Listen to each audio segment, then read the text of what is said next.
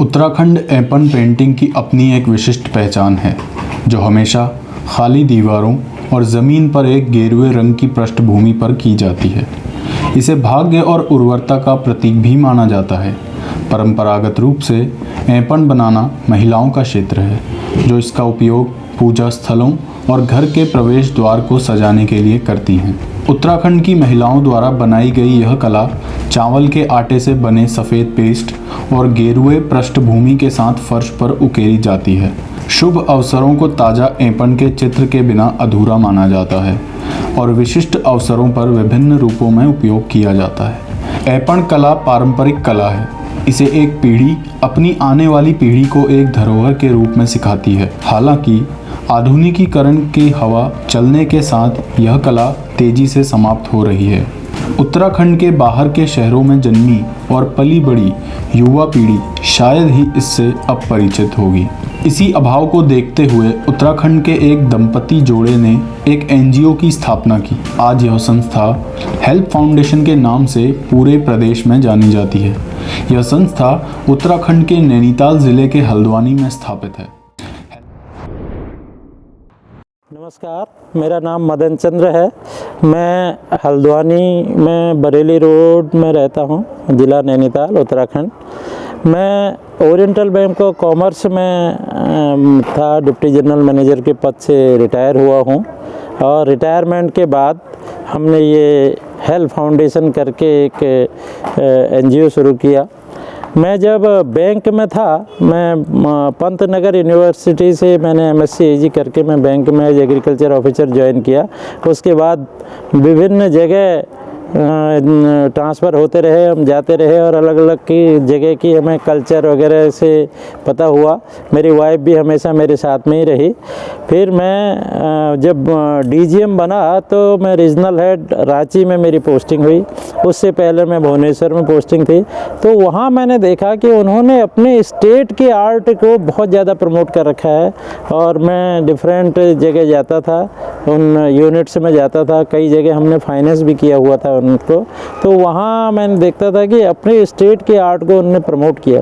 वहीं से मुझे भी एक आइडिया डेवलप हुआ कि हमारे स्टेट में भी एक ऐपन आर्ट है, जो कि हर ऑस्पिशियस ओकेजन में यूज़ की जाती है। और वहाँ की लोकल जो हर घर में हर महिला को ये एक विरासत में ये संस्कृति मिलती है। और जितने भी हमारे त्यौहार होते हैं, जितने भी ऑस्पिशियस ओकेजन होते हैं, सब में घर में ये धेली में लिखे जाते हैं। वहाँ पर इसको पूजा के स्थान में सारा ये बनाया जाता है और बहुत महत्व है। और जब ब्याह शादियाँ होती हैं तो एक पिछौड़ा करके डिजाइन होती है, उसको भी महिलाएं ओढ़ती हैं कंपल्सरीली। तो हमने देखा कि हमारे स्टेट के आर्ट इतनी सुंदर आर्ट है, इतनी अच्छी आर्ट है, लेकिन उसका प्रचार प्रसार नहीं हुआ है और वो लोकल लेवल पर ही रह गई है। तो वहाँ से मुझे आइडिया हुआ कि रिटायरमेंट के बाद मैं भी ऐसा कुछ करूँगा कि हमारे स्टेट की एक तो आर्ट डेवलप हो और वहाँ की जो महिलाएं हैं उनको एक प्लेटफार्म मिले, ताकि वो अपनी आर्ट को थोड़ा प्रमोट कर सके, अपने आर्ट को और आगे बढ़ा सके। ये सब मिशन को ध्यान में रखते हुए 2016 में हमने ये आइडिया स्टार्ट किया।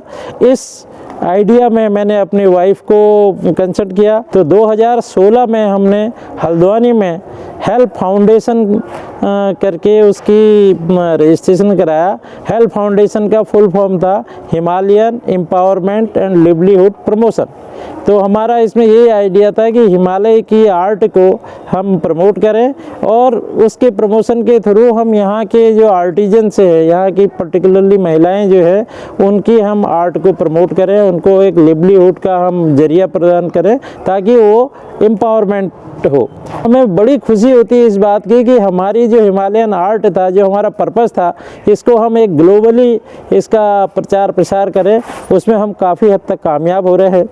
अभी इसका इतना स्कोप बढ़ रहा है, गवर्नमेंट डिपार्टमेंट में भी जा रही है। अभी हमारे माननीय प्रधानमंत्री जी यहाँ पर आए थे पिछले महीने।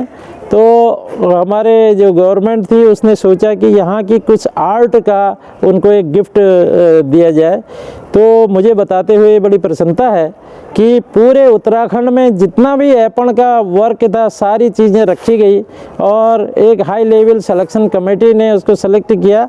तो हमारे यहाँ का बना हुआ कैलेंडर उनको पसंद आया और वो माननीय प्रधानमंत्री जी को वो भेंट दिया गया, जिसकी मीडिया में भी काफ़ी कवरेज आई, अखबारों में कवरेज आई और हमारा प्रोडक्ट पीएमओ हाउस तक पहुंच गया। ये हमारे लिए एक बड़े गर्व की बात है कि आज हमारा प्रोडक्ट जो है वो पीएमओ हाउस में भी शोभायमान हो रहा है। हेल्प फाउंडेशन हल्द्वानी की महिलाओं का एक कानूनी प्रवेश समूह है जिसका मिशन महिलाओं को आर्थिक रूप से सशक्त बनाकर क्षेत्र की सांस्कृतिक और पारंपरिक विरासत को संरक्षित करना है। हेल्प फाउंडेशन कई क्षेत्रों में एक उदाहरण का नेतृत्व कर रहा है, चाहे वह रोजगार सृजन हो, गरीबी में सुधार हो, महिला सशक्तिकरण हो, पारंपरिक कलाओं को बढ़ावा देना हो, आत्मनिर्भर पारिस्थितिकी तंत्र बनाना हो, पर्यावरण के अनुकूल उत्पादों को बढ़ावा देना हो या आने वाली पीढ़ियों के लिए एक सुरक्षित दुनिया बनाना हो। ऐपण को हम बचपन से देखते आ रहे हैं, तो हमारे यहाँ हर शुभ काम में ऐपण से डिज़ाइन किया जाता है। तो हम देखते थे कि और स्टेटों में भी अपने अपने आर्ट को प्रमोट करते हैं लोग, तो हमने सोचा हम भी अपने ऐपण को प्रमोट करें। पहले ये घरों में चावल के आटे से और गेरू से बनाए जाते थे, फिर धीरे धीरे उसमें लोग पेंट, रेड पेंट से और वाइट पेंट से बनाने लगे। तो इसी को वो करते हुए अब ये ऐपण का कल्चर तो एक तरफ से ख़त्म हो गया, स्टिकर आ गए हैं उनकी जगह। तो हमने सोचा ये ऐपण को ही अपना वो करके हम इसको डिफरेंट वेरिएंट में बनाते हैं। तो जैसे यदि कोई वैसे भी वो करना चाहे तो हम उसको कस्टमाइज़ भी कर लेते हैं। तो हम जैसे कुशन हो गए, ये डेकोरेटेड आइटम हो गए, रनर हो गए, बेड शीट, साड़ियाँ, ये सभी चीज़ हम ऐपण से बनवाते हैं। तो उसमें हमारा थीम ऐपण ही होता है और वो अब जब कपड़े में ये बनने लग गया है तो अब हम एक्रेलिक कलर से इसको बनाते हैं, क्योंकि वो ड्यूरेबल भी होता है और निकलता भी नहीं है।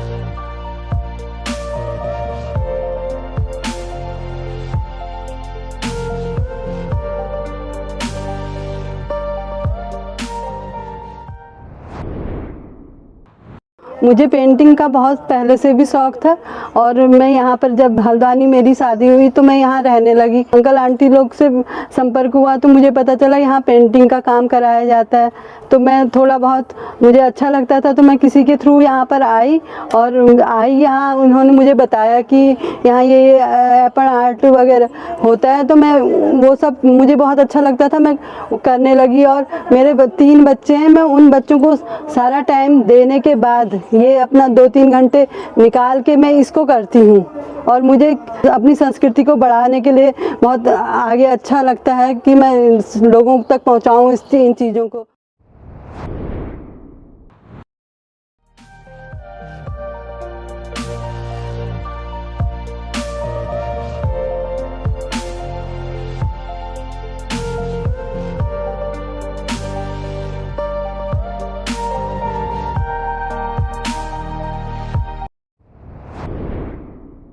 तो मेरी जो मामी है वो हेल्प फाउंडेशन की जो ऑनर है उनकी रिलेटिव्स मतलब रिलेशन में आती हैं।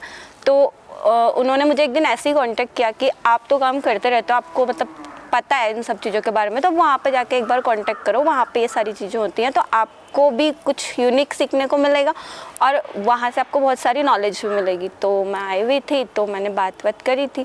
तो हेल्प फाउंडेशन से मेरी उस टाइम जर्नी स्टार्ट हुई थी।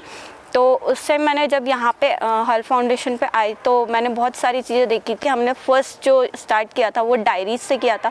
तो हमने डायरीज़ बनाई, फिर उसके बाद जूट बैग्स, ऐसे करके हमने बहुत सारी चीज़ें बनाई। अब हम बहुत सारी मतलब जैसे जूट बैग हो गया और साड़ी स्टॉल्स, ऐसे करके बहुत सारी चीज़ें। करेंटली हमने कैलेंडर्स बनाए हुए थे जो बहुत मतलब दूर दूर जैसे गवर्नमेंट स्टेट सब जगह गए हुए थे।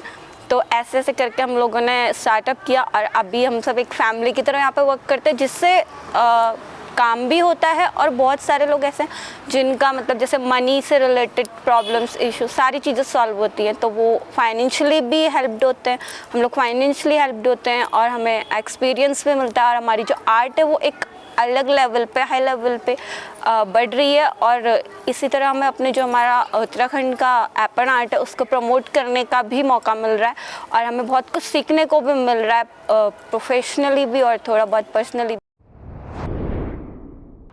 हेल्प फाउंडेशन पिछले कुछ वर्षों से राष्ट्रीय और अंतर्राष्ट्रीय स्तर पर इस कला को बढ़ावा देने के लिए महिलाओं और युवा पीढ़ी को मंच प्रदान करने के लिए समर्पित हैं। पहाड़ी क्षेत्र की वंचित महिलाओं के पारंपरिक कला के कौशल को बढ़ाकर उन्हें आजीविका के स्थायी साधन प्रदान करना और उन्हें समाज की मुख्य धारा में लाने का कार्य बेहद सराहनीय है। हेल्प फाउंडेशन का प्रयास इस पारंपरिक कला कौशल के साथ युवा पीढ़ी को कौशल विकास प्रशिक्षण और ऐपण कला का उपयोग करके शानदार जीवन शैली उत्पाद बनाने की क्षमता प्रदान कर सशक्त बनाना है, ताकि हमारी सांस्कृतिक विरासत दुनिया भर में प्रचलित रहे।